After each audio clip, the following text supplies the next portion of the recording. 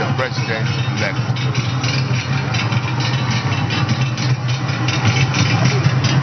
The first arrival will be the vice president-elect, then followed by the president.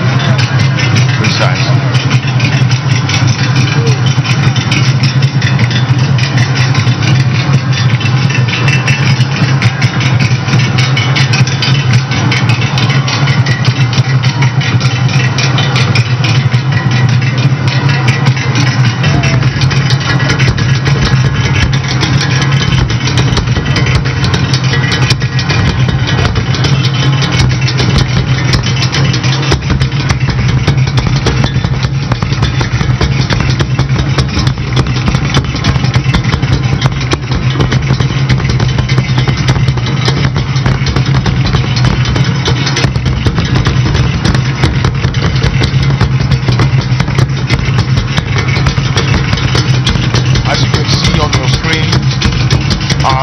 Giant bottom from drums,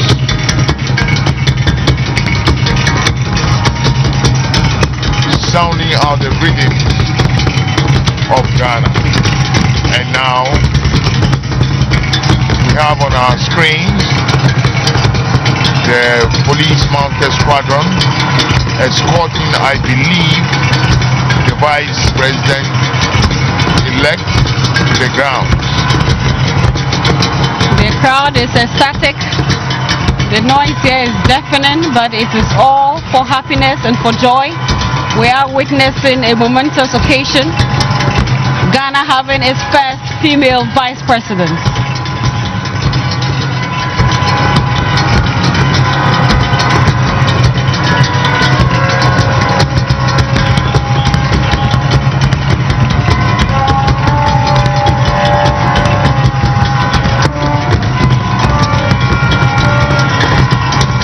The bedlam here is intense.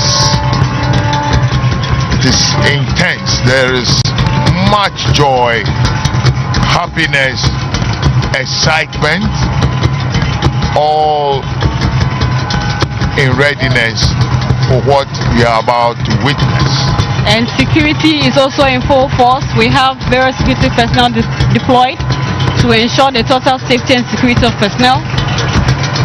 They are all playing critical roles to ensure that this event goes seamlessly, devoid of any major hitches. We have rich display of culture.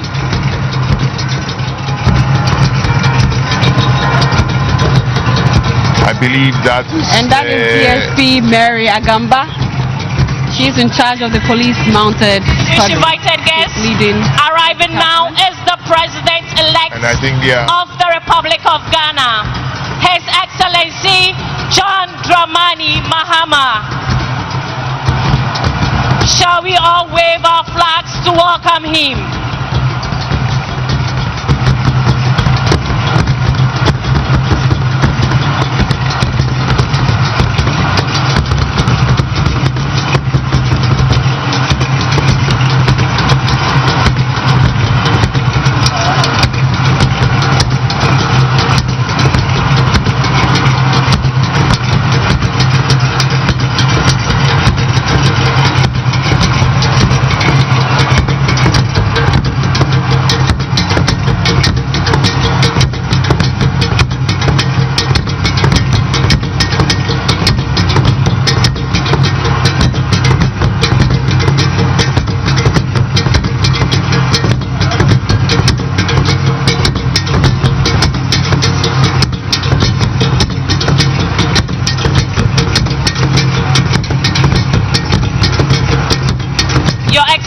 Distinguished invited guests, arriving now is the president-elect John Dramani Mahama. He is accompanied by his spouse, soon-to-be First Lady, Her Excellency Lordina Dramani Mahama. Shall we all wave our flags to welcome him?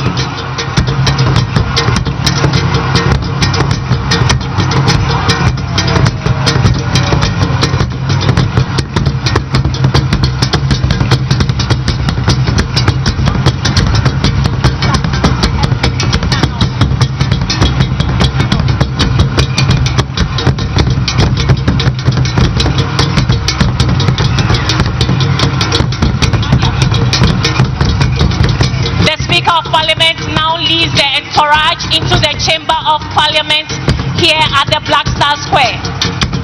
The entourage of Parliament includes the clerks of Parliament and other senior officials of Parliament.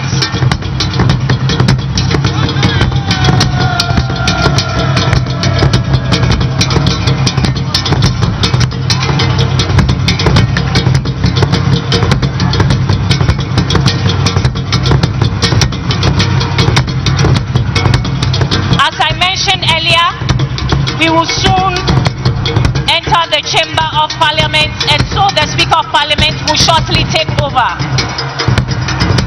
Shall we please rise as they process into the chamber?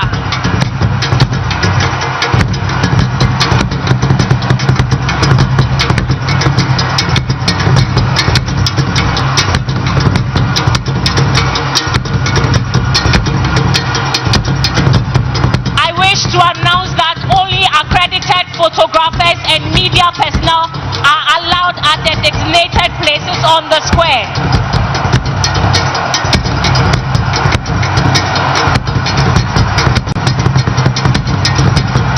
Please, if you are not authorized to be on the square, kindly move back.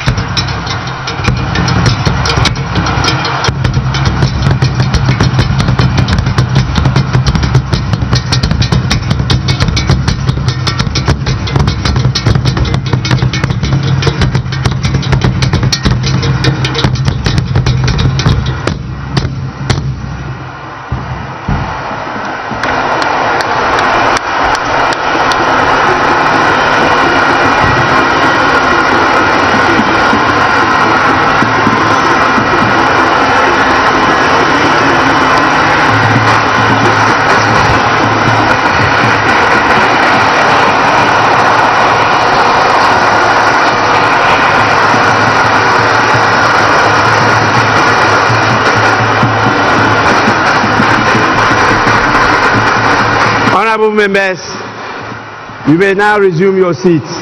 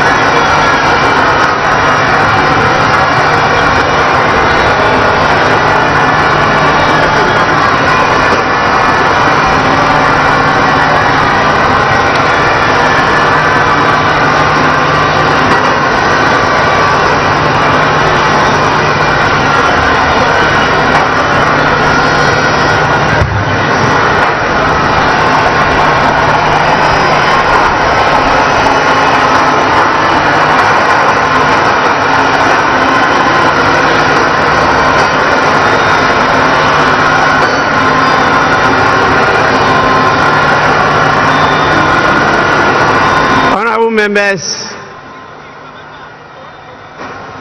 I now have the singular honor and pleasure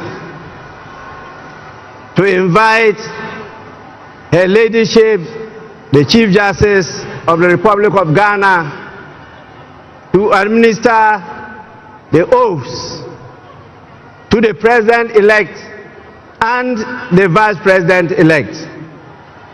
We will start with the Vice President-elect, who will take and subscribe to the oath of allegiance and the oath of the Vice President.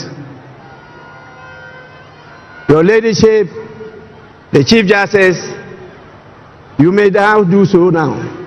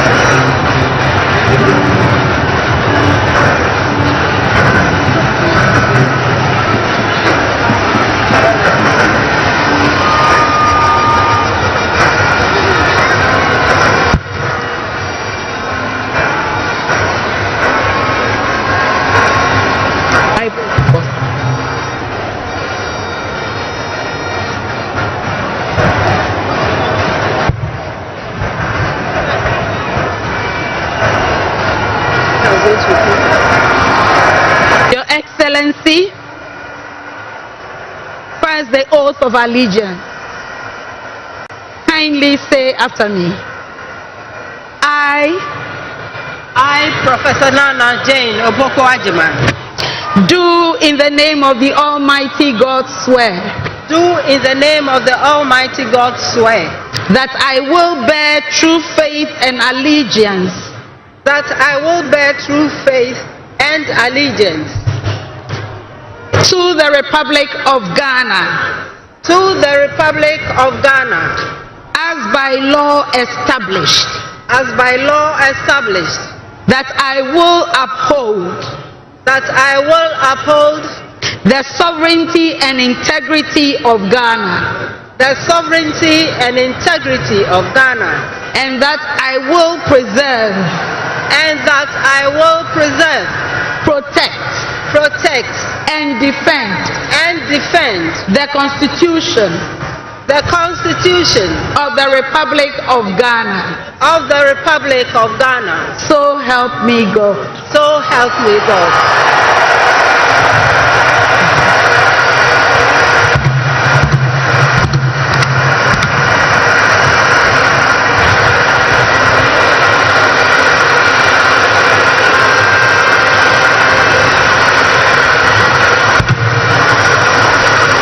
Your Excellency, now the oath of the Vice President. I, Professor Nana Jane Opoku Ajiman, having been elected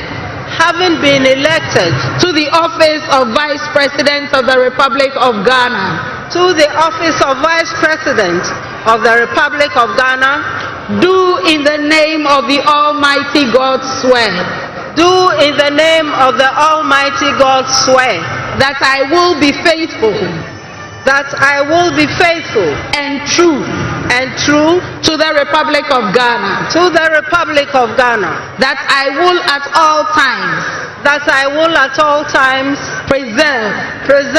Protect. And defend. The Constitution of the Republic of Ghana. The Constitution of the Republic of Ghana. And I dedicate myself. To the service. And well-being. Of the people of the Republic of Ghana. And to do right. To all manner of persons. I further solemnly swear that should I at any time break this oath of office, I shall submit myself to the laws of the Republic of Ghana. And suffer the penalty for it. So help me God. Congratulations, Madam Vice President. Thank you. Lift your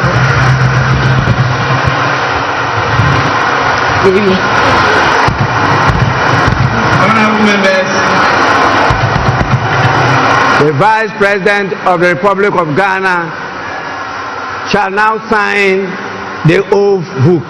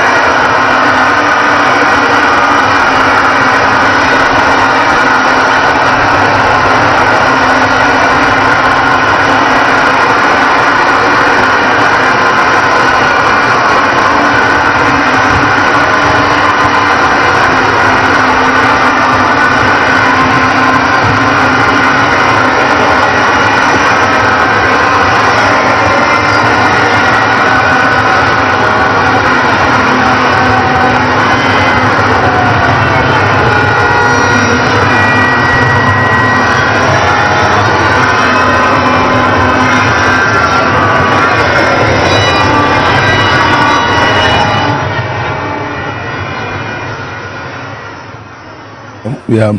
Okay.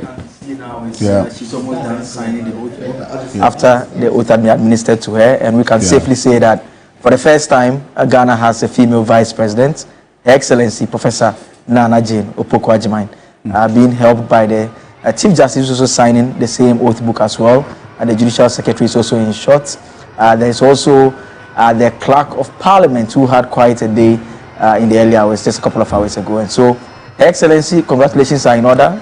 Indeed, and you saw, I think the Chief Justice leadership Gertrude is more elated than the Vice President as we speak, because she was just smiling, and when she was administering the oath of office of the Vice President, she was just, her joy was evident. The joy was evident, absolutely. This is immediately after the elections, when she spoke to the gathering, to thank the people that, for voting for them. Remember that she wasn't well. She was wearing a mask. So this is the first time we're seeing her outside of that event. And she's looking very well. The point about the ceiling thing we were talking about earlier, and Gertrude her leadership will understand that, because once Georgina Wood came in, we had to fire Kufu.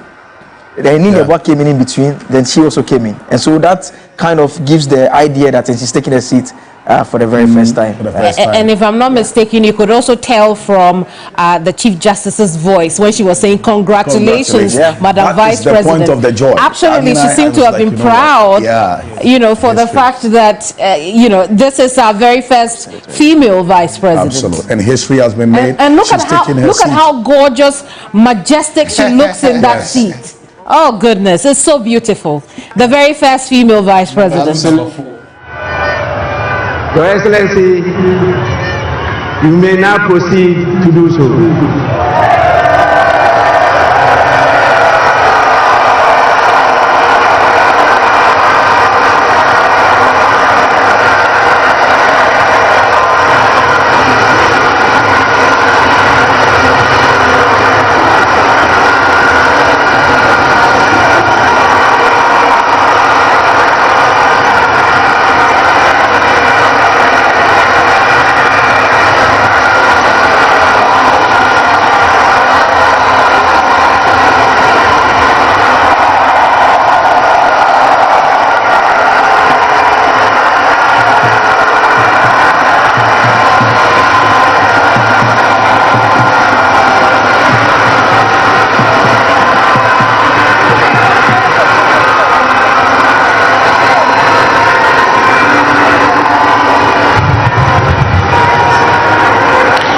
Your Excellency, kindly say after me, this is the oath of allegiance.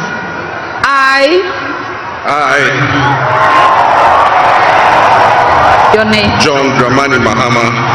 Do in the name of the Almighty God swear. Do in the name of the Almighty God swear. That I will bear true faith. That I will bear true faith. And allegiance. And allegiance. To the Republic of Ghana. To the Republic of Ghana. As by law established. As by law established. That I will uphold. And that I will uphold.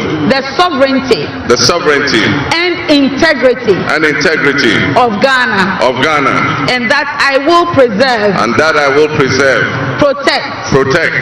And defend. And defend. The Constitution. The Constitution. Of the Republic of Ghana. Of the Republic of Ghana. So help me God. So help me God.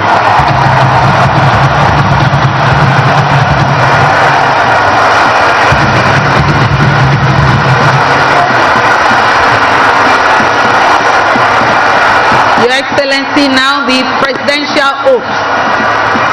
I,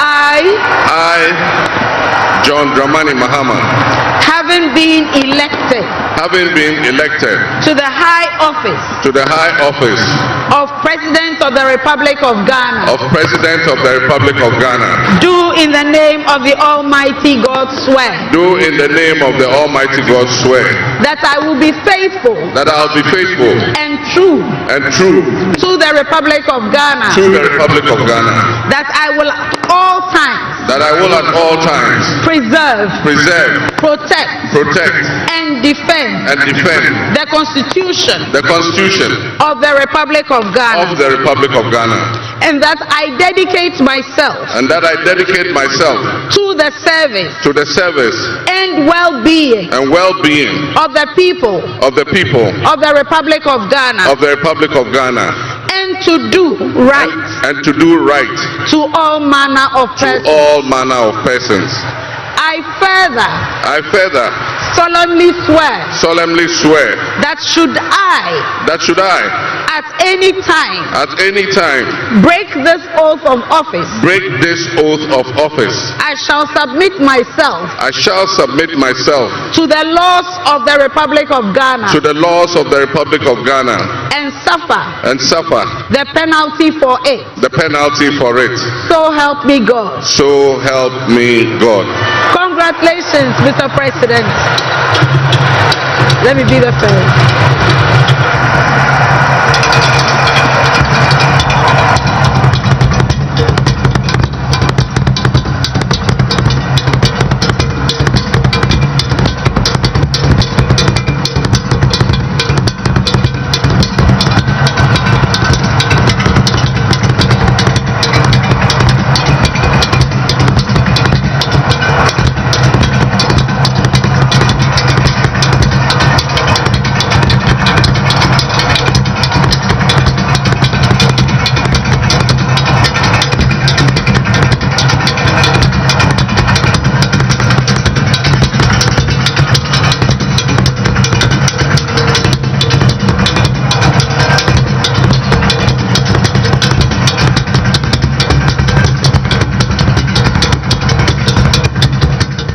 What is happening now is that he is signing the oath book. That is what is happening now. In the earlier moments, we saw the president-elect take the oath and subscribe to the oath of allegiance and presidential oath. Then he will sign the oath book, which he's doing now. Once he is done, the national anthem will take place, and there will be a 21-gun salute to herald John Dramani Mahama taking over officially as President of the Republic of Ghana. Also, the Right Honorable Speaker will then invite the President to deliver his inaugural address. So that is the address that Kemini earlier you mentioned is going to speak to the Ghanaian people and in fact the entire world as President of the Republic of Ghana for the second time. Indeed. And that is the first in our history as a people. And a lot of talk already has started about his outfit today. In fact, if you look down into history, the late Jerry John Rawlings was sworn in. On that day he was sworn in, he had kente with the white inner. And then also he repeated the same attire in 1996. In 2000, John Ejekum Kufuor, when he was being sworn in, also had kente, but without any inner. You know, because you know the Evers wear the white inner, but the Ashantis do not wear anything. They show you their muscle and how tough they are. So John Ejekum Kufuor had kente without an inner. Fast forward to the late John Evans Mills, he had kente as well, but with an inner, because the Fantis also dress the same way. Then John Dramani Mahama, in fact, his first stint, this is not how he dressed. No. Right? And that's the point that you were making earlier. So fast forward to Nana Addo Dankwa Akufo-Addo, he had kente on with no inner. He also showed out how muscular he was at the time in 2016. Then in 2024 we have this one as well, and that's what you're seeing right now with the President John Dramani Mahama. Today he's doing the one hand. Yeah, he's holding the state sword. I mean, it's very important, and so it's symbolic as well. It's the symbol of presidential authority. That is the symbol of authority of the President of the Republic of Ghana. Now he's held it with double hands, and also that has a meaning. If you recall, this became a talking point in 2016 when he held it with just one hand. In fact, the state sword, as we would call it, the Oman Akumfua. Yes, a symbol of presidential authority, first held by Osajifo Dr. Kwame Nkrumah when he swore the oath of office on the 1st of July 1960. Lay, what do we know about this? It's made of solid gold. The design is based on that of the double-bladed Afenanta, a traditional symbol of interstate peace, and that is what we saw him holding for the very first time in terms of it being sworn in again. So the president is actually exchanging pleasantries with the very core individuals he'll be working with closely. So first, his wife, Lodina Mahama, and then also the chief of staff whom he shook hands with, and the deputy as well. So he's moving towards he just crossed the maze of parliament. Ordinarily, maybe everybody bows before the maze of parliament, but he's just walked past it. Martin, I can tell you where he's heading. He's heading to the seat of state. Yes, he's going to sit on the seat of state by the Speaker of Parliament. So there he is. Again, you can see exchanging pleasantries with the Speaker of Parliament, his Vice President, Professor Jane, and the Chief Justice. Now, he's about to sit for the second time on the seat of authority, more or less, you can call it that way, which is the presidential seat. So, indeed, just to tell you and you know, gentlemen, we've gone full circle now. Just drawing my attention to the fact that it is only John Dramani Mahama who's been sworn in 3 times. When Professor Mills died in 2012 and today. So the history is a lot going on here. The record he's setting is a lot going on here today, right? And it's interesting. If you read his book, My First Coup d'etat, he makes the point about how a lot of the events that took place in his life were not within his control. He always makes the point that at every turn when he doesn't seem to know what lies next or what he intends to do next, something happens within fate that turns his life around. And he makes reference to how that very first coup d'etat changed his life, not just of himself, his entire family. Again, he makes the point about how at various points when he didn't even intend to know what he wants to do next, he ended up in politics, which was not his initial intention. We also know for a fact that the moments when he thought of exiting politics as well, he was asked to be vice president, and when he even thought he was still done and he didn't want to be part anymore, we saw what happened again. He becomes president, and we see him staying away for 8 years and coming back.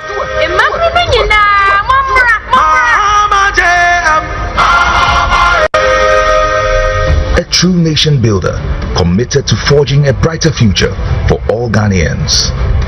John Mahama embodies the pillars of leadership that our nation craves: trustworthiness, reliability, modesty, and above all, truthfulness.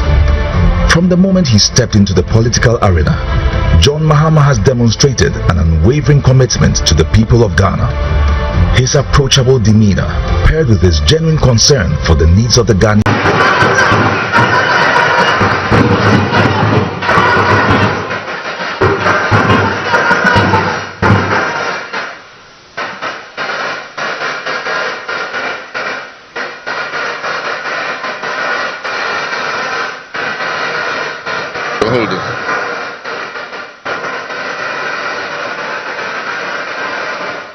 the Right Honorable Speaker of Parliament,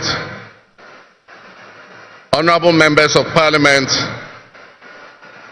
Her Excellency, the Vice President of the Republic of Ghana, Jane Nana Opoku-Agyeman, Her Ladyship, the Chief Justice, Your Excellency Bola Ahmed Tinubu, President of the Federal Republic of Ghana, and special guest of honor for this occasion, Your Excellencies, Presidents, Heads of Government and Development Agencies, Your Excellency Nana Addo Dankwa Akufo-Addo, and former Presidents, Your Excellency Dr. Mahamudu Bawumia, distinguished invited guests, ladies and gentlemen, my brothers and sisters, I wish you a good morning, and we give thanks to the Almighty God on this occasion. Our Father who art in heaven, we thank you for giving us this day, a day that offers me, your humble servant, a unique opportunity to work to reset our dear country, Ghana. 32 years ago, on January 7th, Ghana made its first and most successful democratic transition, a reset, with the swearing in of the newly democratically elected President, Jerry John Rawlings of blessed memory. Our nation was returned to a multi-party democracy, with a new constitution that went into effect, and the Fourth Republic was officially established. I refer to it as a reset because on that day in 1993, we made our fourth attempt at establishing a democratic system of government with term limits based on free, fair, and transparent elections. The handover of power on January 7, 2001, between former President Jerry John Rawlings and at the time the newly elected President John Agyekum Kufuor, tested that reset, and our nation passed with flying colors. So today, with my induction as the new President of the Republic of Ghana, history is being made once again. And it is a history worth repeating every 4 years with each newly elected president. Today, we're also making a different kind of history. One that speaks to our maturity as a democracy, a nation of citizens enfranchised with the authority at the polls to determine their political future. Today's exercise between the outgoing President, His Excellency Nana Addo Dankwa Akufo-Addo, and I feels a bit like a deja vu.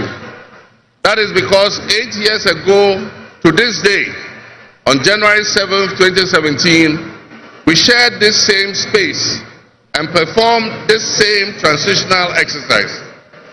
At the time, I was the outgoing President, having served one term, and he was the incoming President, having been given a mandate by the people of Ghana to lead this great nation of us. He and I both understood on that day, as I'm sure we are today, that it is the people of Ghana that we are elected to serve. Somehow, it seems fitting that it is with Nana Akufo-Addo that I twice shared this stage and this unique historical distinction, because Nana Akufo-Addo and I began our national political careers in Parliament in the same year, 1996. He has always greeted me with warmth, a firm handshake and a smile, and he is perhaps the only person in my life who has persistently chosen to call me Johnny. While we belong to opposing political parties, we shared a sense of mutual respect. In those early days, we probably could not have imagined that destiny would bring us to the leadership of our respective parties, and that we would have to face off 3 separate times as we each vied for the highest office of the land. Nana asked this to be our final meeting under these circumstances.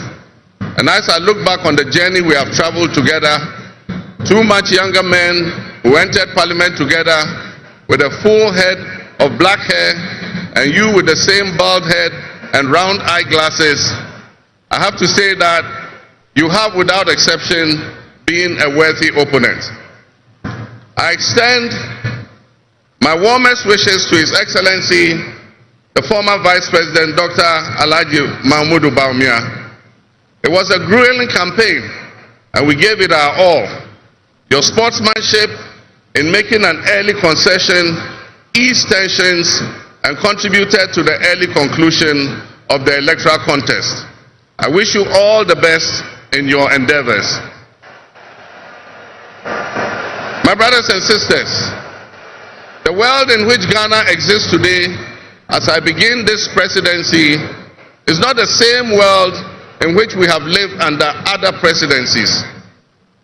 There are tensions and conflicts that have not previously existed between nations. These tensions and conflicts place pressure on alliances to decide where we will support. There's a seismic shift happening within the system of global economic dominance.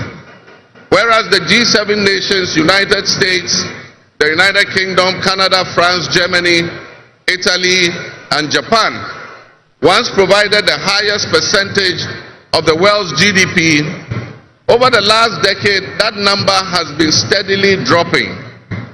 However, the combined total of the GDP of the BRIC nations, Brazil, Russia, India, China, South Africa, Iran, Egypt, Ethiopia, UAE, their GDP has been consistently increasing.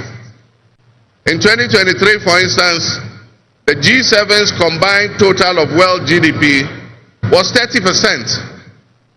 But by 2029, that number is predicted to drop to 27%.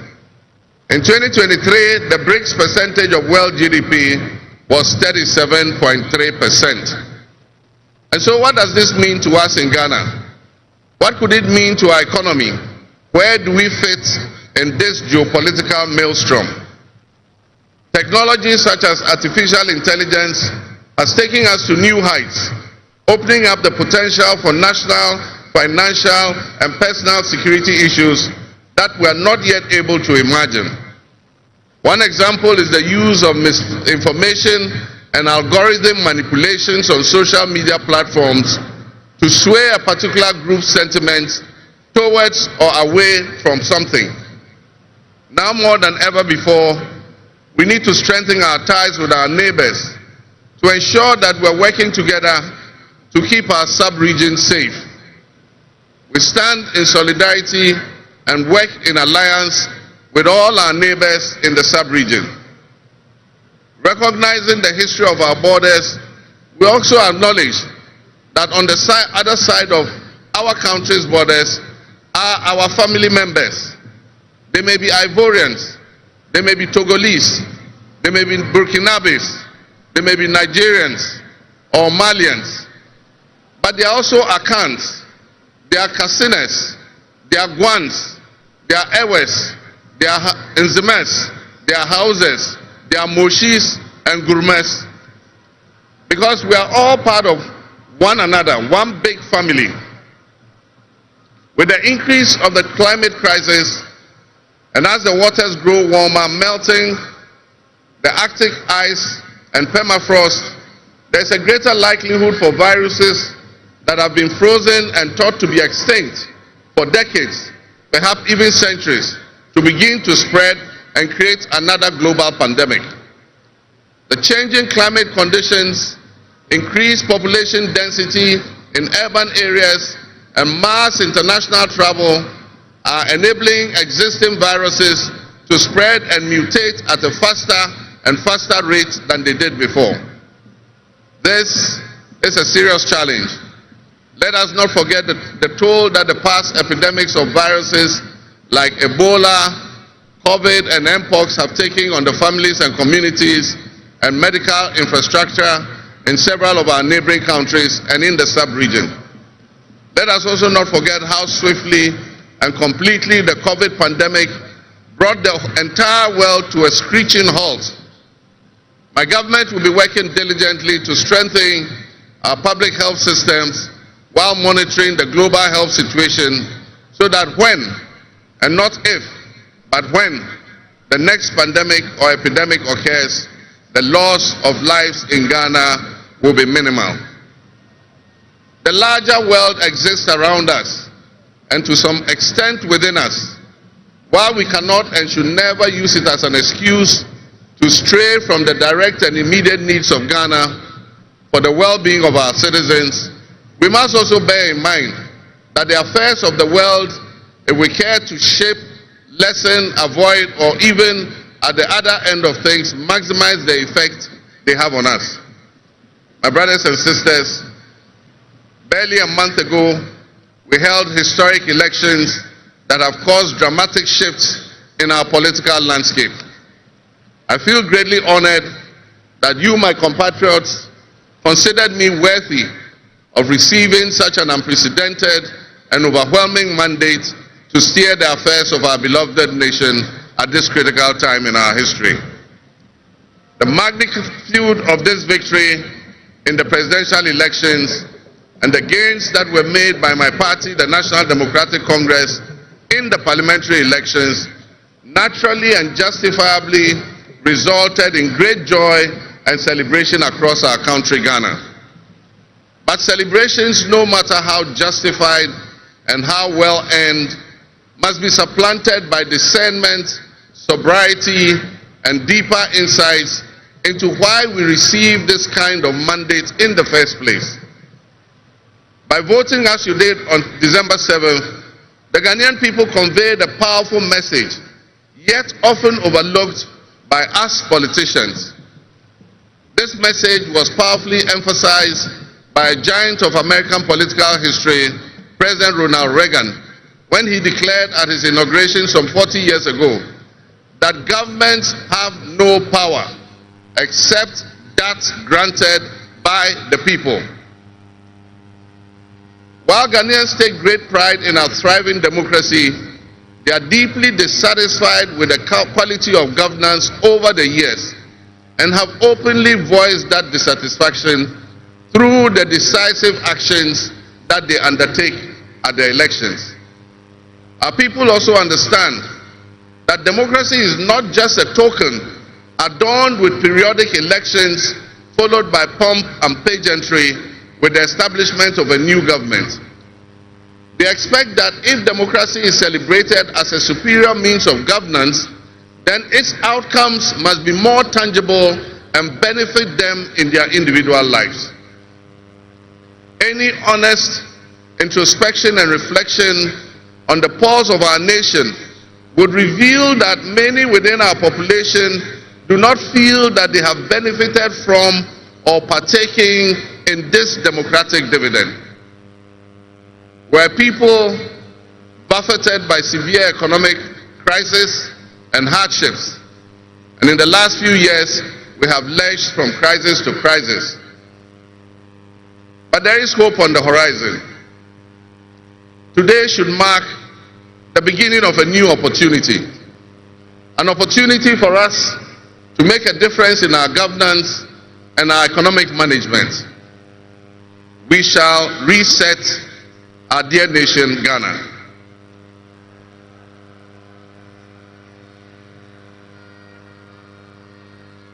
To the millions of my fellow countrymen and women who joined long queues and waited in the sun for their turn to vote for me, you have my sincerest thanks for honoring me. My firm, immutable assurance is that your votes will matter in the work that I'll do to make a difference in the destiny of this dear nation of ours. Your courage to bring change will not go in vain. Our nation was born with much promise. That promise would seem hazy and in doubt now because of all that has happened in the past. But I urge you, my fellow countrymen, not to be sucked into a state of perpetual pessimism. For some time, our country has urgently needed leadership with an unwavering desire to get things done. I, with all humility, assent that I intend to be that leader with your cooperation and your help. As your next leader, I shall strive to exercise sound judgment and be able to make the right calls at the right time. I will have the humility and presence of mind to take responsibility for any challenges and be willing to act firmly and timeously to resolve the challenges that we face as a nation. Since the elections, I have read and heard the word hope used many times in relation to my presidency and what it should offer the citizens of Ghana. I intend to speak plainly and clearly to you today, and every time I address you subsequently, I intend to always tell you the truth. The circumstances we find ourselves in are indeed dire, but even so, I'll be decisive and swift in my actions. We'll focus our initial efforts on 4 critical areas. The first is economic restoration and stabilization of the macroeconomic environment. The second is the improvement of the business and investment environment to ensure that Ghana is once again open for business. The third is governance and constitutional reforms. And the final, but not the least, is accountability and the fight against corruption.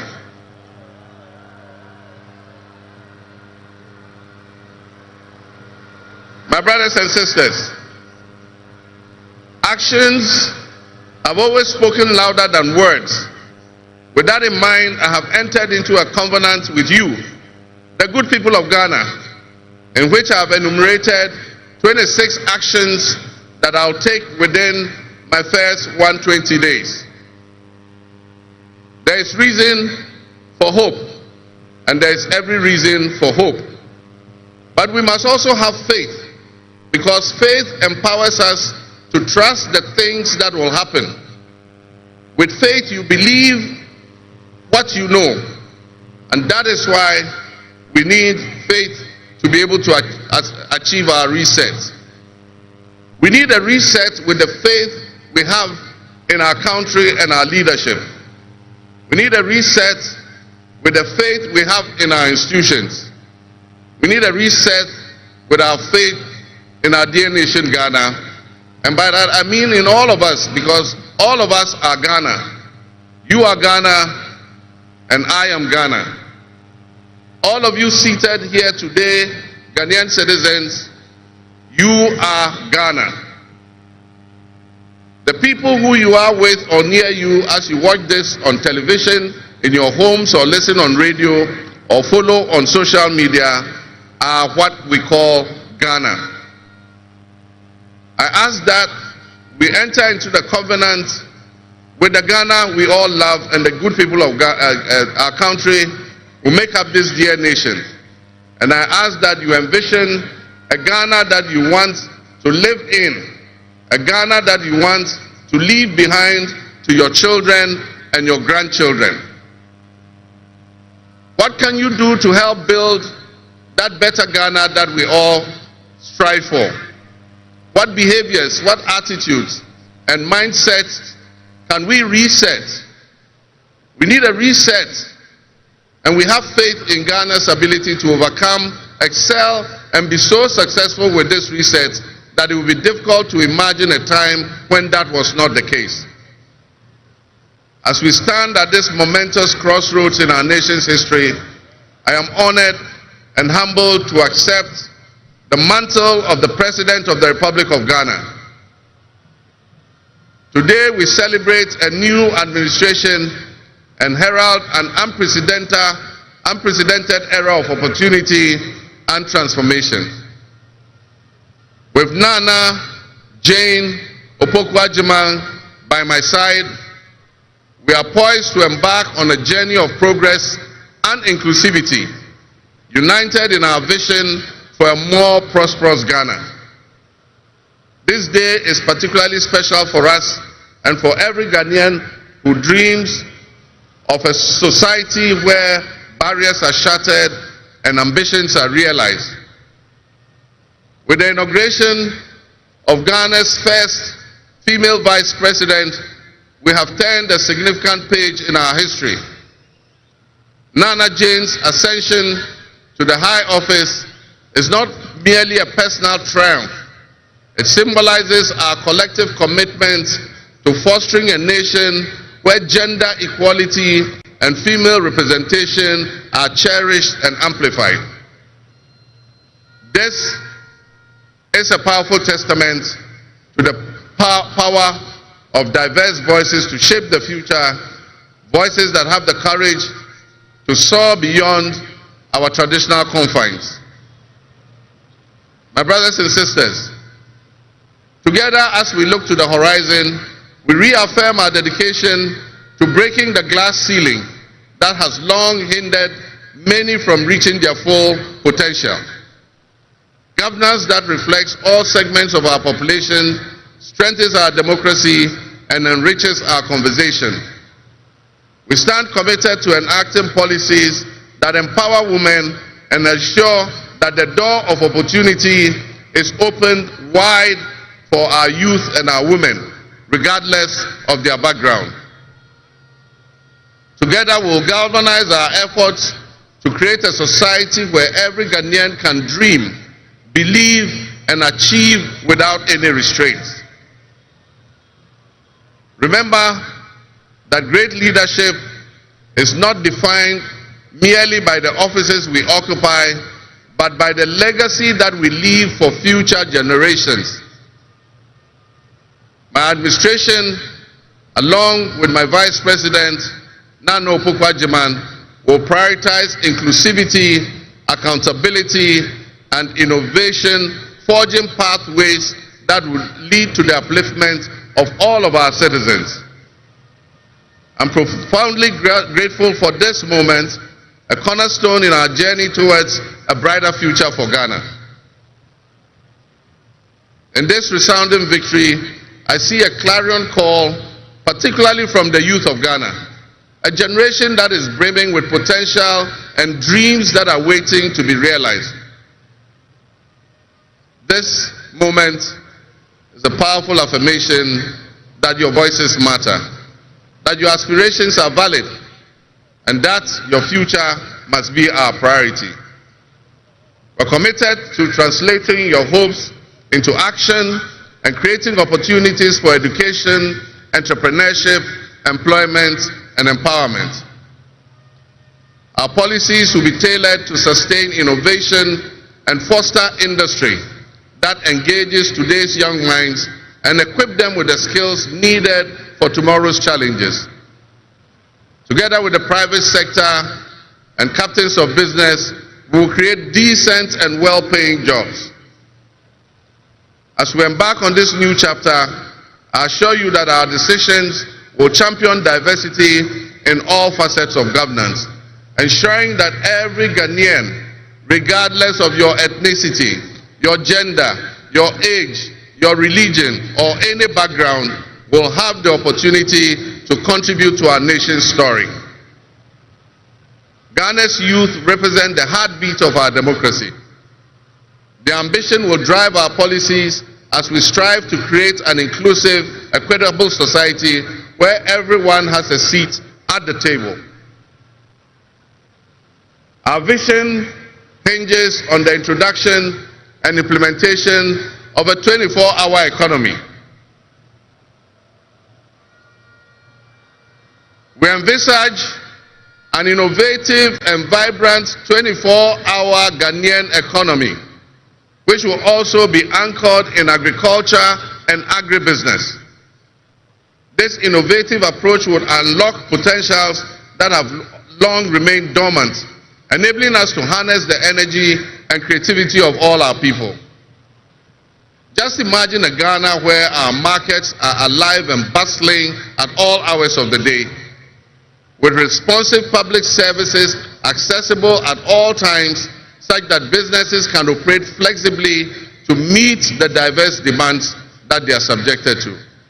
And young people, including entrepreneurs, can find opportunities regardless of traditional institutions.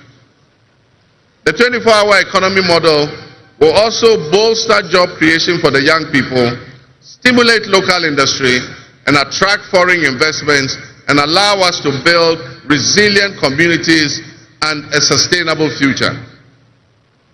This vision extends beyond mere economic transactions. It symbolizes empowerment, the empowerment of every Ghanaian to contribute to our national progress. My fellow citizens, this vision will allow us to embrace diversity, to cater to varied lifestyles and preferences, and foster a culture of inclusion, ensure that every citizen can enjoy the fruits of his hard work. To the business leaders and entrepreneurs, I invite you to support this new model and join me in shaping a business environment where creativity thrives and where the fruits of your investments contribute to the collective welfare of our nation. Your role in driving our economy forward cannot be overstated. Your innovation and dedication will be a backbone of our success story. And I pledge to you that we would look at the tax regime and rationalize them so that they are more transparent and fair. Members of the business community, I assure you, Ghana is open for business again. Let me thank you, Your Excellencies, my fellow presidents, for leaving what is a busy schedule behind and coming to join us at this ceremony. Your presence brings honor to this inaugural ceremony. And I want to extend my heartfelt thanks to all of you and to our sister countries who have traveled from near and far to be with us today. Your presence is a testament to the strong bonds of friendship and cooperation that exist between our nations. And I promise you I will work to foster the partnerships that transcends our borders, and I'll work collectively with you towards regional stability, economic growth, and mutual respect between our nations. To my friends from across Africa and the world, I thank you and welcome you to Ghana. And in our local parlance, I say Akwaba to all of you. To my family and fellow citizens, my wife Lodina, I thank you for your unwavering support and commitment to our shared vision. This journey is not mine alone, it belongs to all of us. It belongs to each of you.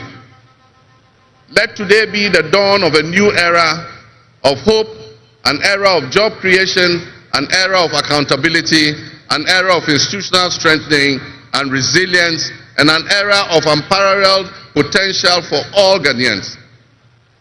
We will write the next chapter in Ghana's story, and it will be one of promise, transparency, and transformative progress. My fellow citizens, this is a patriotic call to action for all of us to participate in building a nation that lives up to its promise, where hope thrives and dreams become a reality. Together, let us cultivate a brighter future for our beloved Ghana, where unity, progress, and equality are not just ideals we aspire to, but are the very fabric of our nation. In closing, I invite you to partner with us on this journey. Together, we can create a brighter future for our beloved Ghana, where unity, progress, and equality are not simply goals we are aiming for, but are the cornerstone of our society.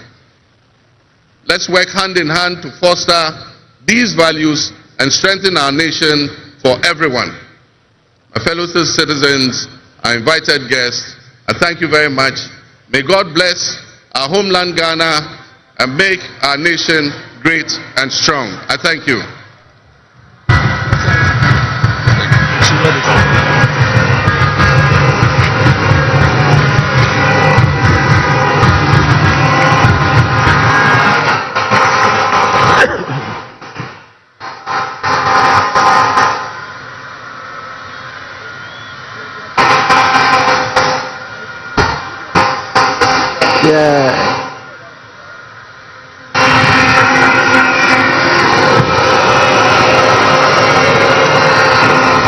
Honorable members, on your behalf, I convey the gratitude of the House to His Excellency, the President of the Republic of Ghana, for his address. Your Excellency, the House is extremely grateful to you.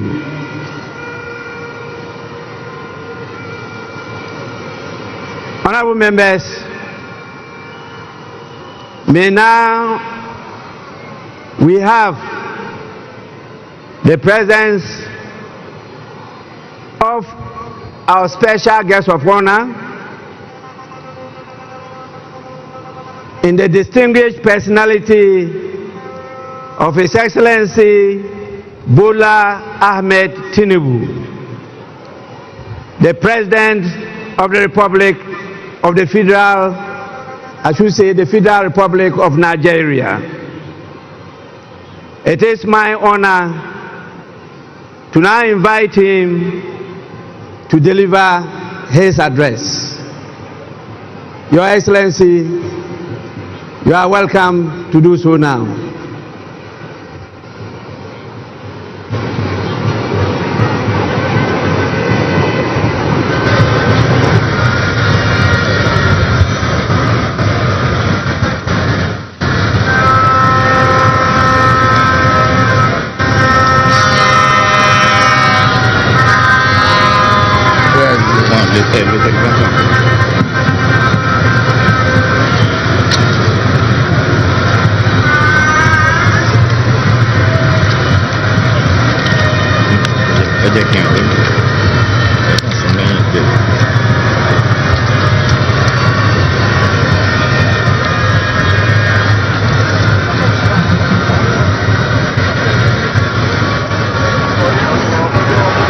Your Excellency, President of the Republic of Ghana, Head of State and Government here present, Right Honorable Speaker and Members of Parliament of Ghana, members of the diplomatic corps, eminent personalities here present, distinguished ladies and gentlemen. It is always good when a friend and brother can visit the home of a close neighbor to celebrate his success and progress with him. Today, we celebrate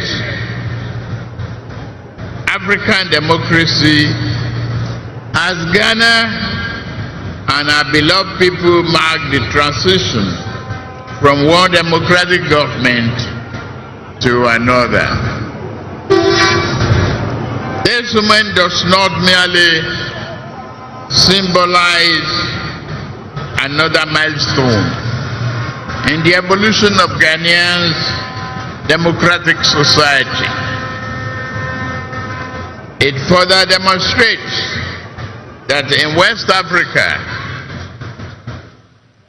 we are capable of democratic and productive endeavors. It is time that our continent critics stop forgetting the strides that Ghana, Nigeria, and others have made.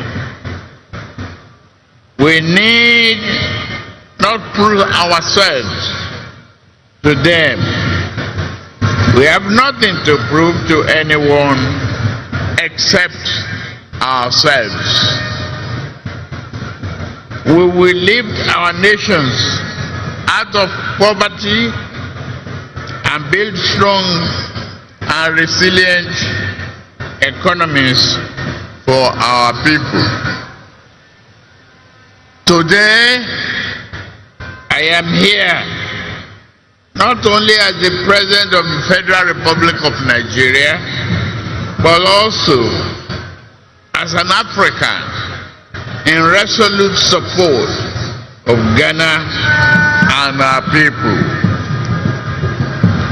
This moment is a source of pride and honor for Ghanaians, the entire continent, and its diaspora. The sun is out and the sky may be blue, but I see today a black star rising high in African sky. This black star shines over this nation, and its rays spread across this continent with a sense of shared history, hope, compassion, unity, devotion to our common welfare. While others may seek to demean Africa and keep brothers pitted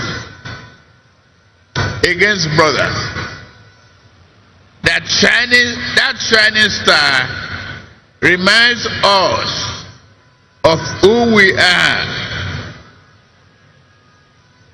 Better yet, it reminds us of who we can be. That star reminds us always to strive and work together, bond together, even when we disagree. We must choose the path of peaceful dialogue. Never can we do harm to our brothers, nor can we permit any outsider to disrupt our bonds of brotherhood. The spirit of Ghana, the first Republic President, Osagyefo Dr. Kwame Nkrumah, is here present today, lifting that star higher and higher. Just as Ghana draws inspiration and a well of strength from Kwame Nkrumah and many of his past leaders, Nigeria similarly draws inspiration from its founding fathers, who not only fought for our independence but also cherished the close relationship between our two nations. May we always walk in the way and in the spirit of these enlightened leaders. Ghana is in harmony with that spirit, and President John Mahama inauguration today reflect that. Your new president is a man of patriotic vision and substance. He loves his nation and his people to the core. He believes that your nation has a mission and intend for you all to fulfill it. No one can ask more of a leader than that. President John Mahama and I share a deep friendship.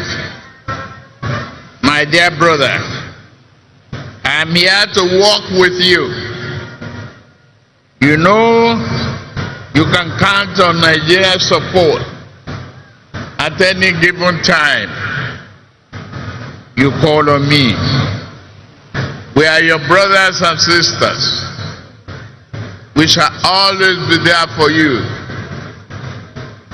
May your administration be a profound success and progress for you, Ghanaians, and the entire region.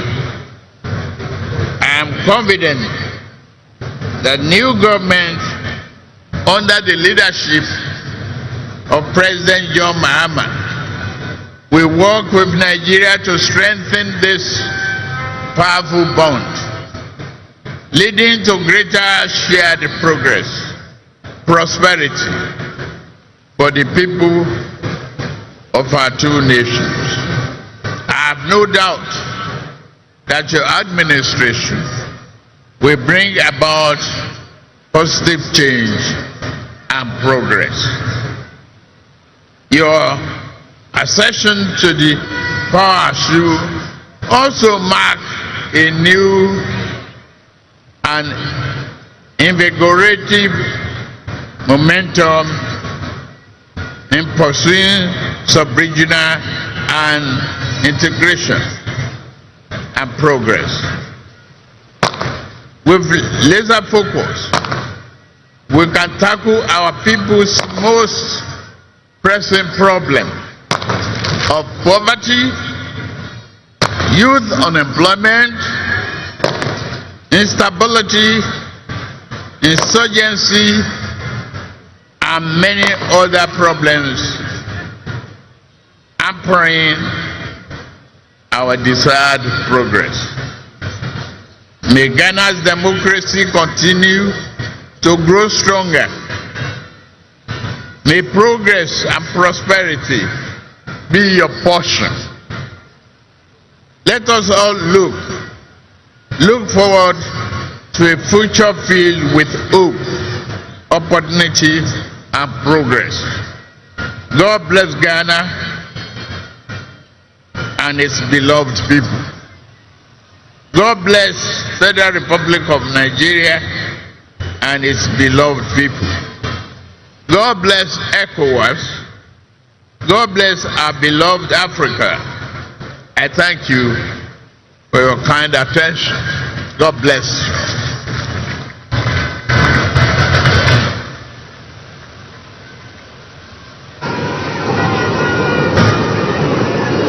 Honorable members, we are indeed inspired by the warm words of His Excellency, the President of the Federal Republic of Nigeria.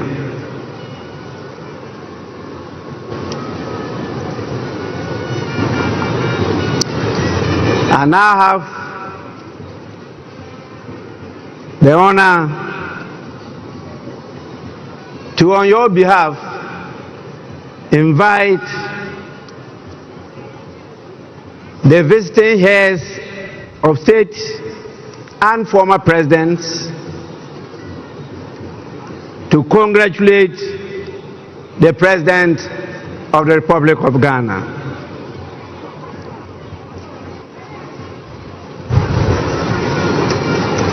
I have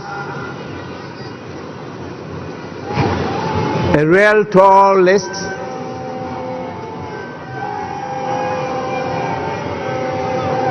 It is my hope and prayer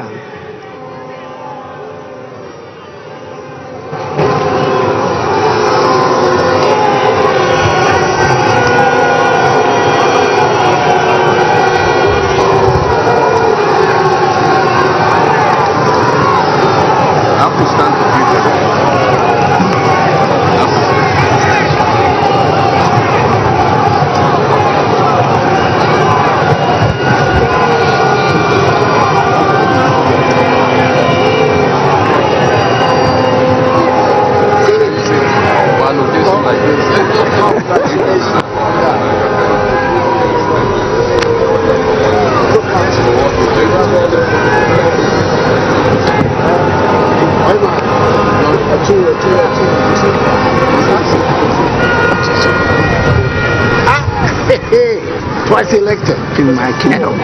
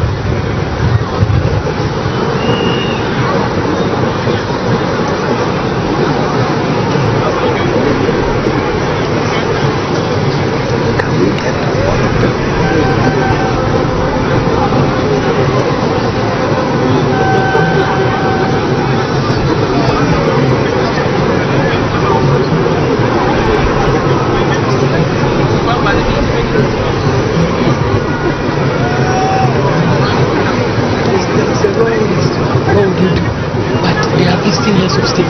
These are special. Yes, special people. We have to.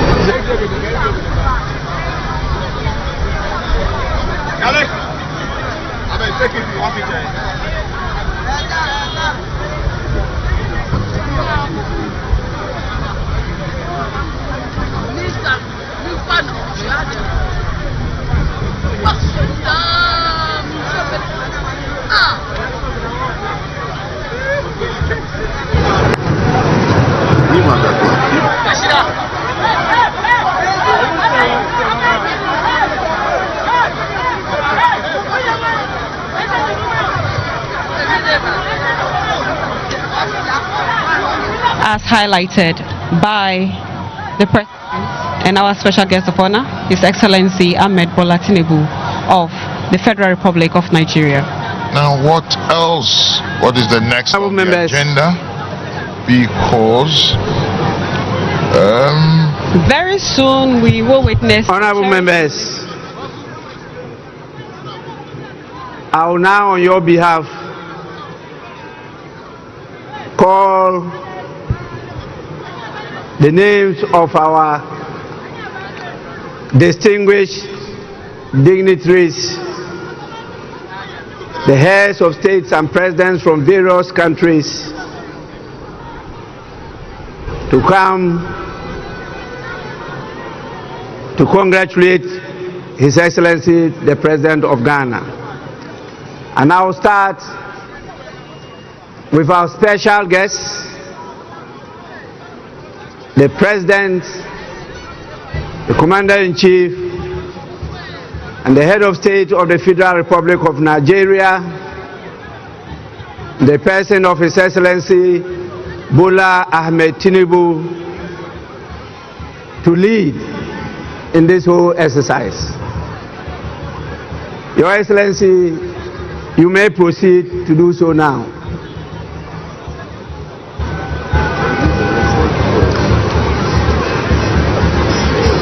Immediately after him will be His Excellency the President of the Republic of Rwanda, His Excellency Paul Kagame.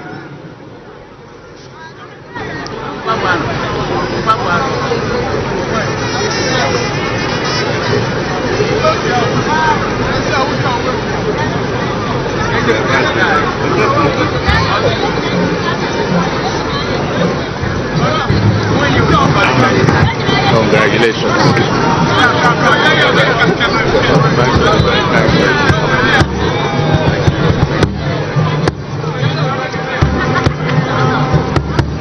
Then follows His Excellency the President of the Republic of Togo, His Excellency Fauri Nasimbe. After him comes His Excellency the President of Benin, the Republic of Benin, in the person of Patrice Talon.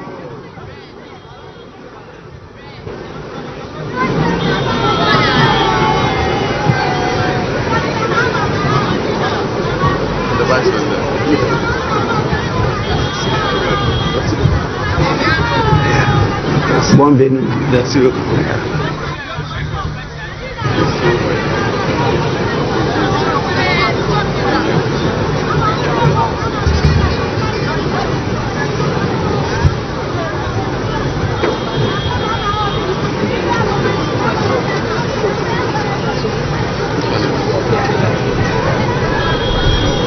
Félicitations.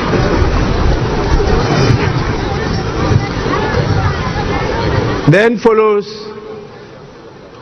the President of Gambia, His Excellency Adama Barrow. After him, we have His Excellency Brigadier Julius Maada Bio, the President of the Federal Republic of Sierra Leone.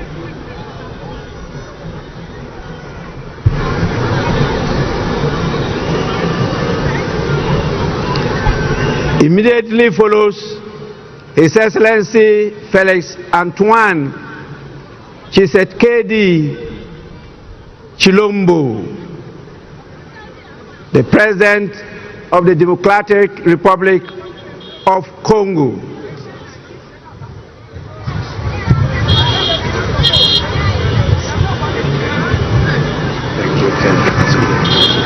Excellent, my brother.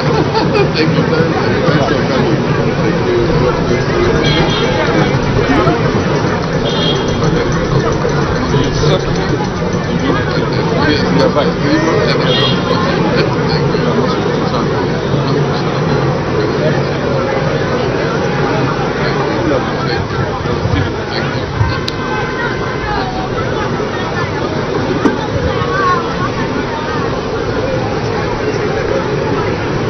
After His Excellency,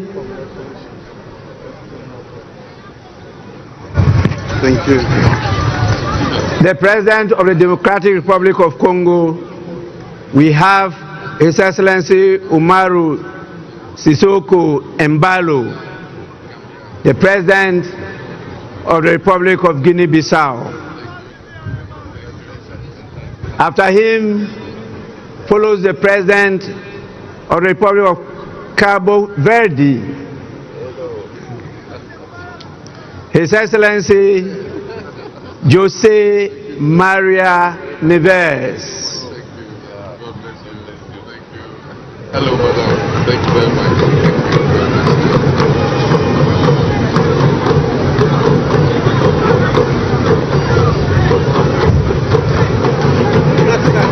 The Black Star.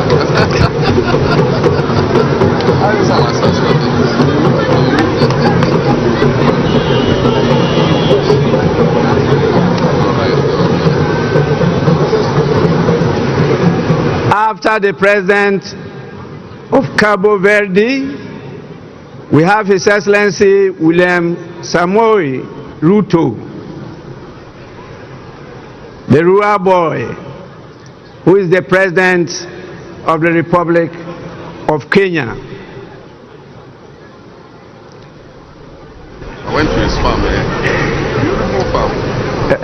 Rural boy.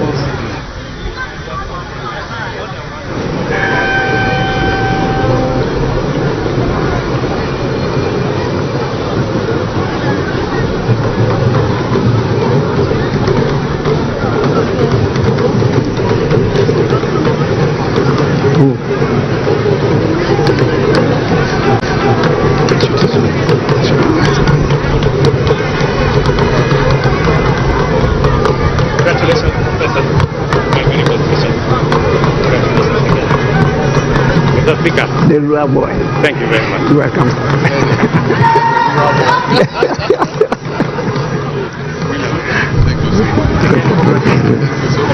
Honorable members, after His Excellency William Ruto, this is the President of the Republic of Liberia, His Excellency Joseph Numa Boakai Sr. We also have His Excellency the President, Dr. Nangolo Mbumba. He is the President of the Republic of Namibia. Sorry. That is a she, not a he. Doctor, you may forgive me.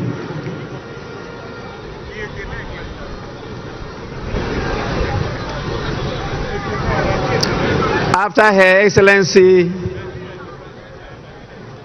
the President of Namibia, is His Excellency Basiru Diomaye Faye, the President of the Republic of Senegal.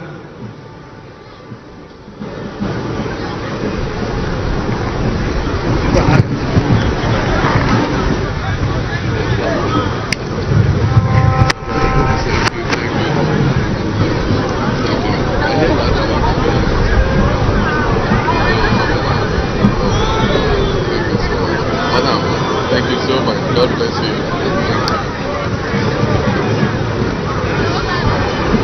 We then have the President of the Republic of Chad, in the person of His Excellency Mahama Idris Derby Entnu.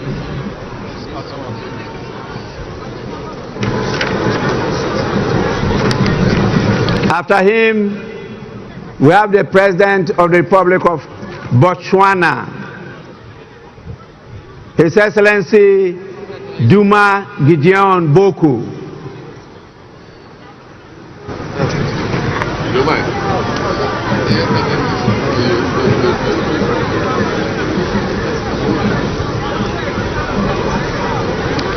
After him comes the head of state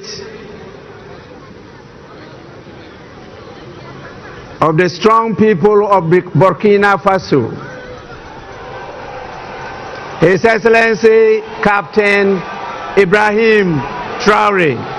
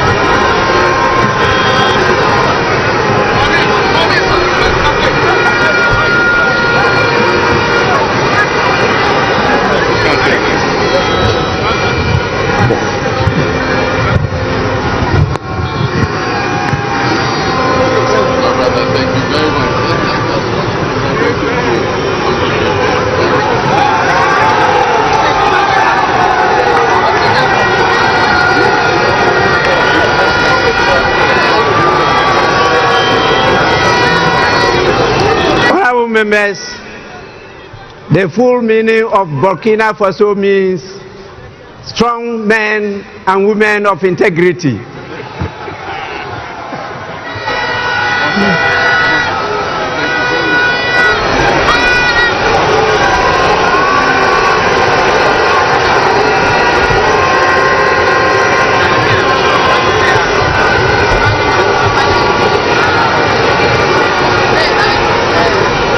We have His Excellency Brigadier General Bryce Clotaire Oligui Nguema,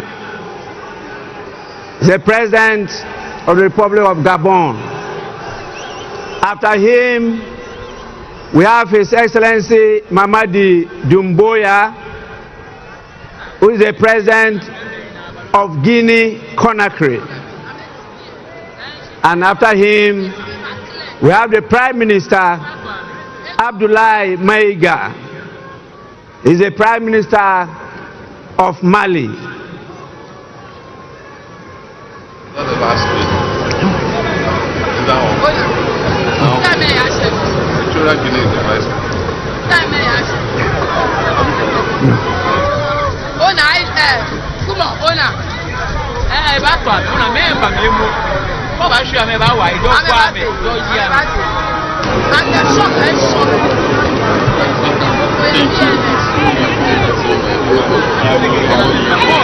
We also have the Prime Minister of Niger in the person of Mr. Lamine Zain Ali Mahman, and the Prime Minister of Haiti, His Excellency Fritz Alphonse Jean. I think Mali.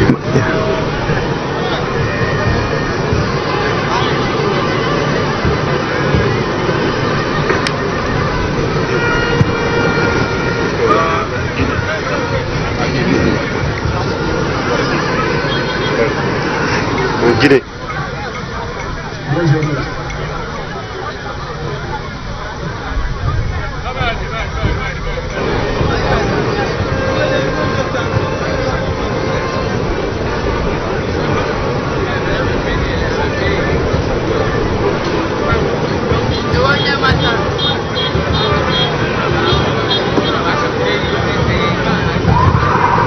Prime Minister Mali,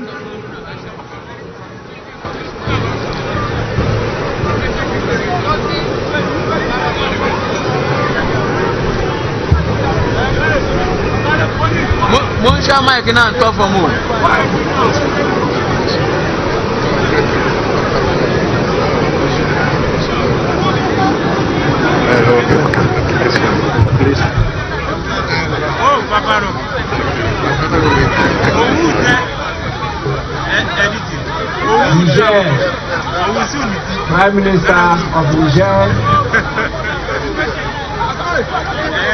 After him is the Prime Minister of Haiti.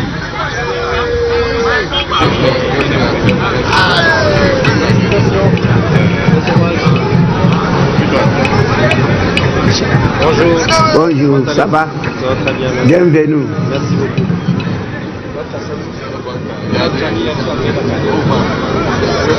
After that, we have the Vice President of Equatorial Guinea, the person of His Excellency Teodoro Obiang Nguema Mbasogo.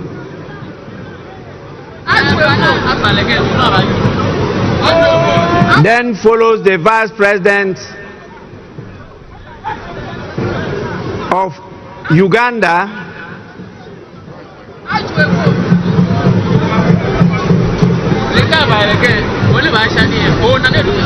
the person of Jessica Rose Epel Alupo.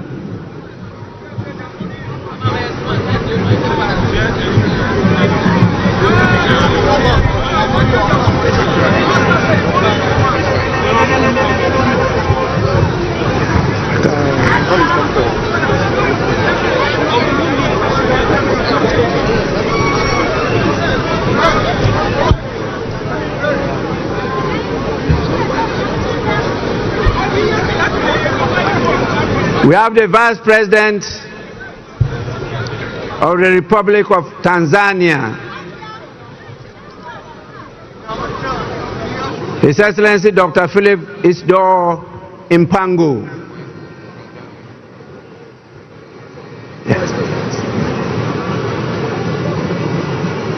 That is rather the Vice President of Tanzania.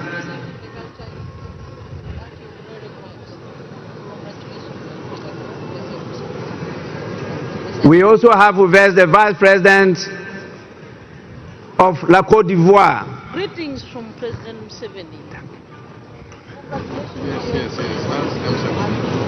The person of Chemoko Meiliet Kone.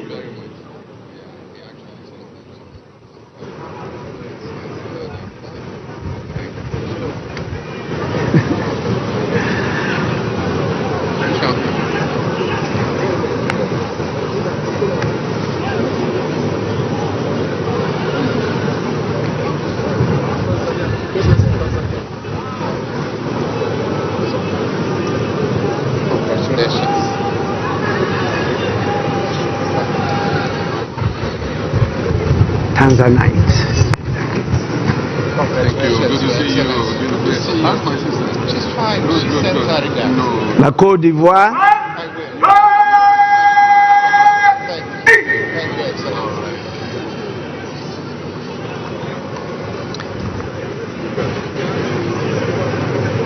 After His Excellency the Vice President of La Côte d'Ivoire, we have the Vice President of Mauritania, His Excellency Mohamed Adihali Khatra.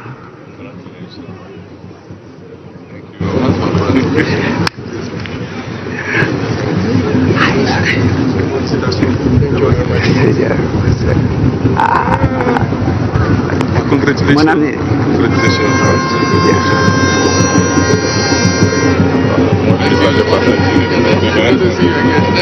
My father, give me my congratulations.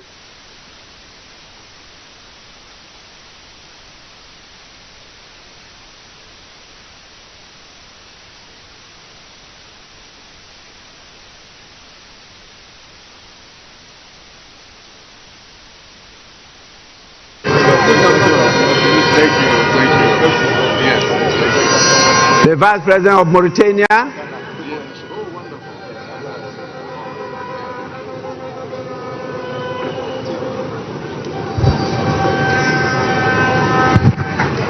are you? Thank you very much. Thank you so much. we now have the Speaker of Parliament of the Kingdom of Morocco, His Excellency Rashid Talbi Alami. After him is the former President of the Federal Republic of Nigeria, His Excellency Olusegun Obasanjo.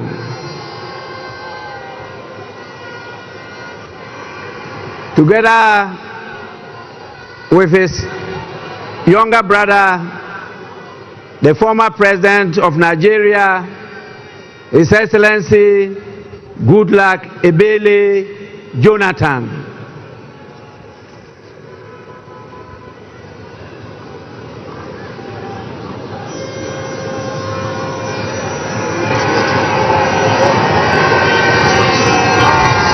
Speaker. Morocco. Speaker of Morocco. Yes. I hope to see you. Yes. Thank you so much for the invitation. Thank you. Thank you. Thank you. Thank you. Thank you. Thank you. Thank you. Yes, fantastic. Wonderful. All right. Thank you. Thank you.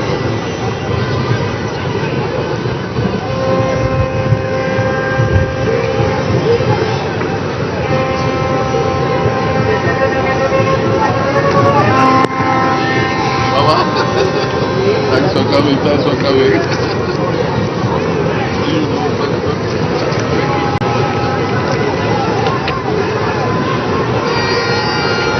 After His Excellency Goodluck Ebele Jonathan, Congratulations. Congratulations. My brother. we have the former President of Liberia, in the person of Her Excellency Ellen Johnson Sirleaf. After her, we have the former President of the Federal Republic of South Africa, in the person of His Excellency Jacob Zuma.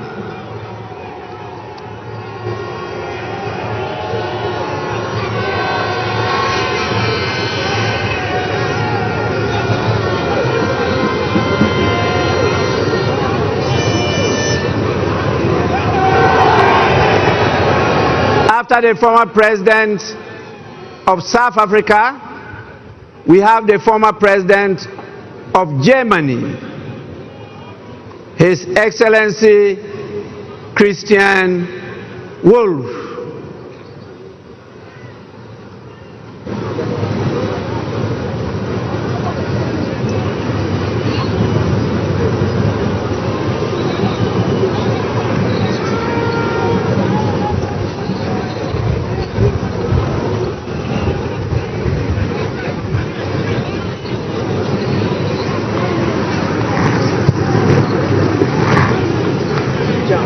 After Germany, follows the Foreign Minister of the European Union, Belgium, European Affairs, Foreign Trade, and the Funeral Culture Institute. His Excellency Bernard Quentin.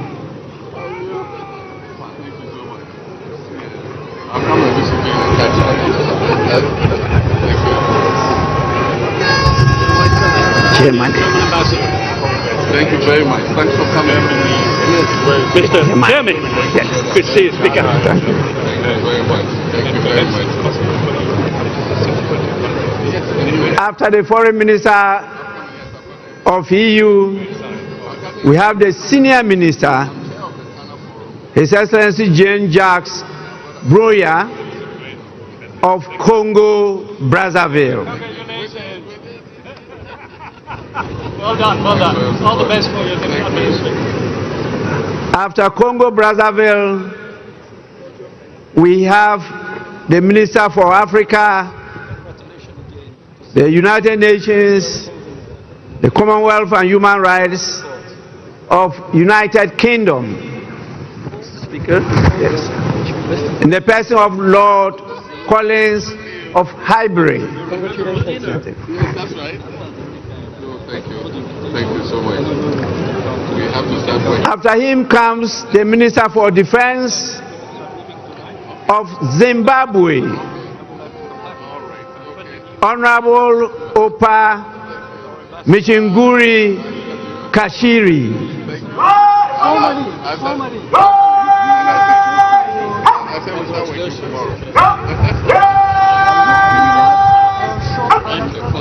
At the International Conference Center. From here, I'm going to. Jean-Jacques. Jean-Jacques.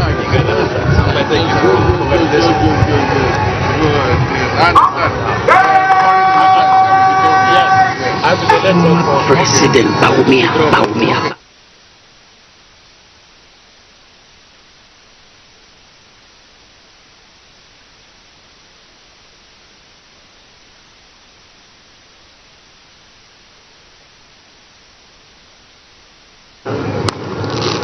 So nice to visit people.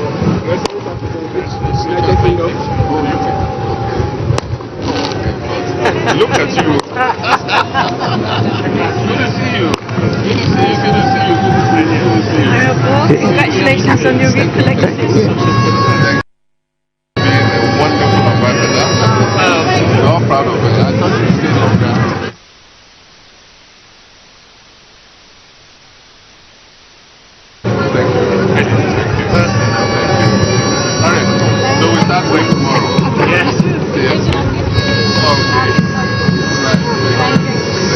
We also have the Minister for Housing, Lands and Maintenance of Barbados, Honorable Dwight Sutherland, Member of Parliament. You got the invitation at your place. I understand. Yes. Thank you. All the best. Give my brother my thanks. Yeah. You can tell him I'm coming. Okay. Are we done? Thank you.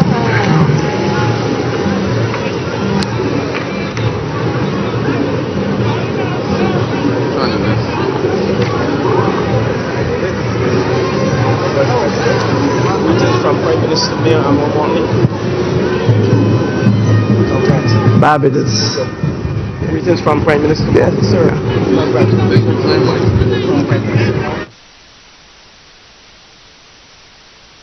It's quite long. I have to cut protocol and go to invite the former Vice President of our great Republic of Ghana, in the person of His Excellency Dr. Mahmoudou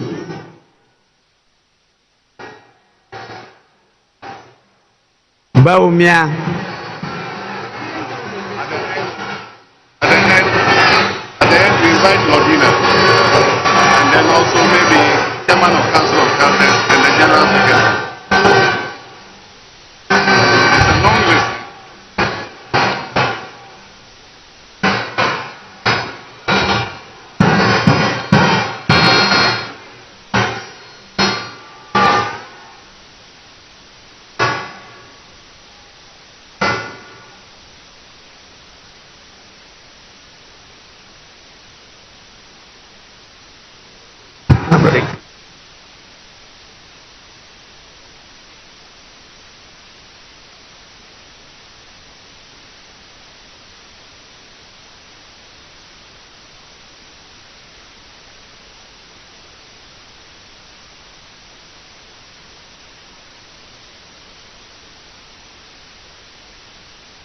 Honorable members, Once again, the list is very, very long.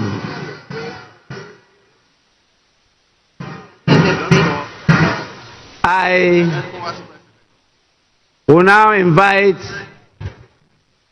the President of the ECOWAS Commission, in the person of His Excellency Dr. Omar Eliu Toure.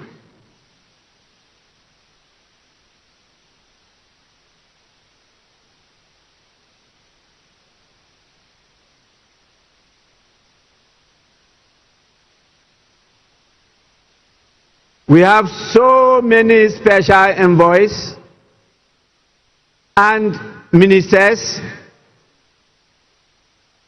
from Czech, Israel, Spain, China, Japan, Russia. We have the mayor of Los Angeles, United States. And please, you are all invited to follow in this order, the order I just mentioned. Thank you. Czech, Israel, Spain, China, Japan, Russia, Mayor of Los Angeles, Deputy General Secretary of the United Nations, Ms. Amina Mohammed, Secretary General of the Commonwealth, Right Honorable Patricia Scotland,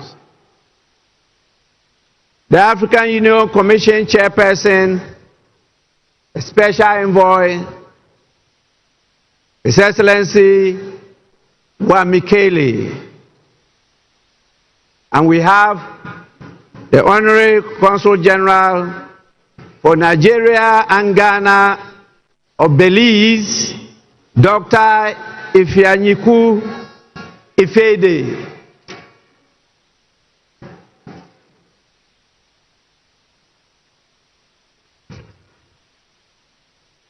Congratulations, Speaker. Speaker, starting the meeting.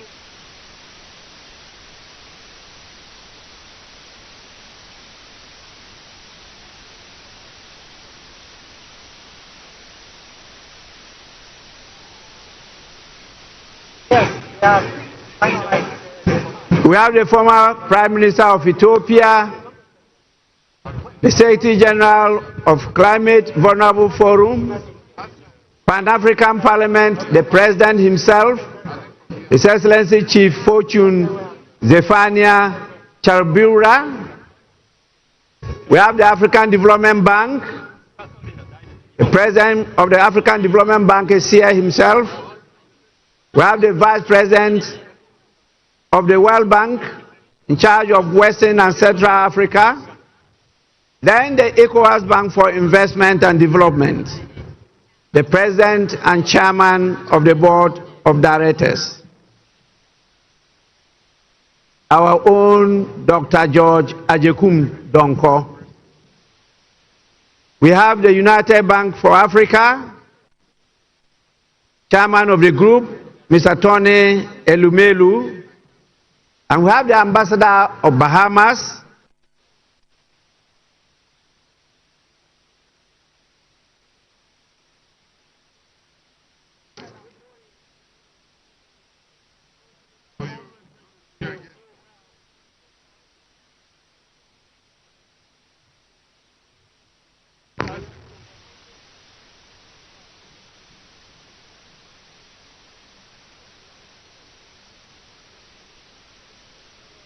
yes.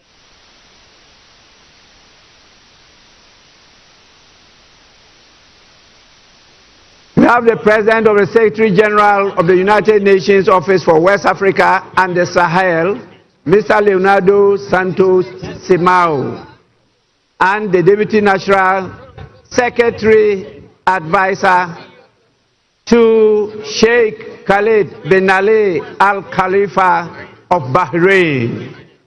And then the Executive Director of Africa Development Bank Group,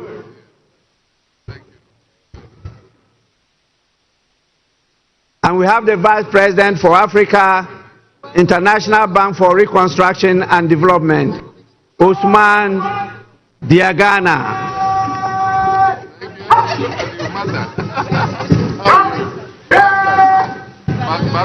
For a higher calling.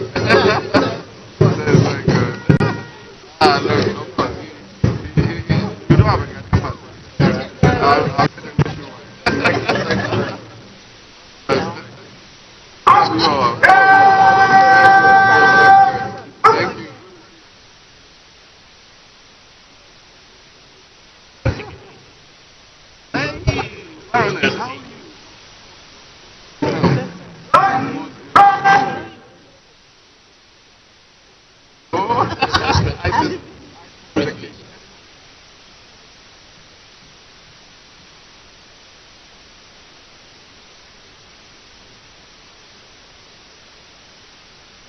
After all this, I will invite the former speakers of our parliament.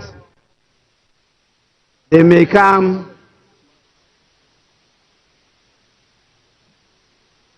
congratulate His Excellency the President.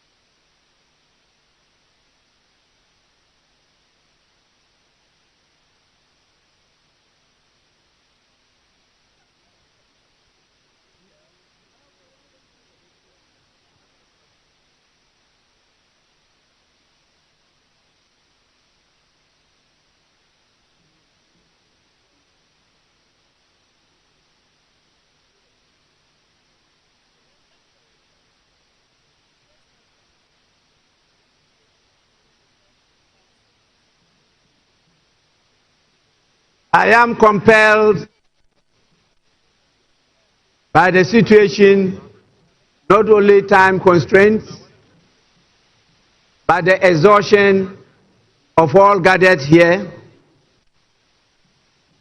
to invite the chairman of the Council of Elders of the Great Evergreen National Democratic Congress, who could at his pleasure come with some of the executives of the party to congratulate His Excellency the President. And we will crown it all with the First Lady of the Republic of Ghana, Her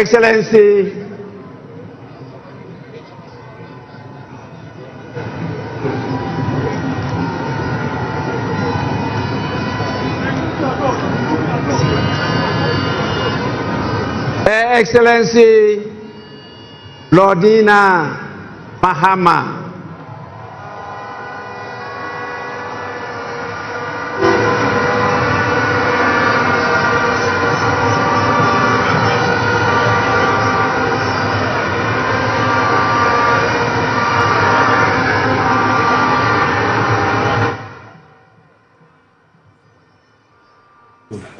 How's it going? You're still watching our live coverage of the investiture of John Dramani Mahama. He has been sworn in. He is the new president of the Republic of Ghana. Ghana also now has its very first female vice president, and you can tell from the adoration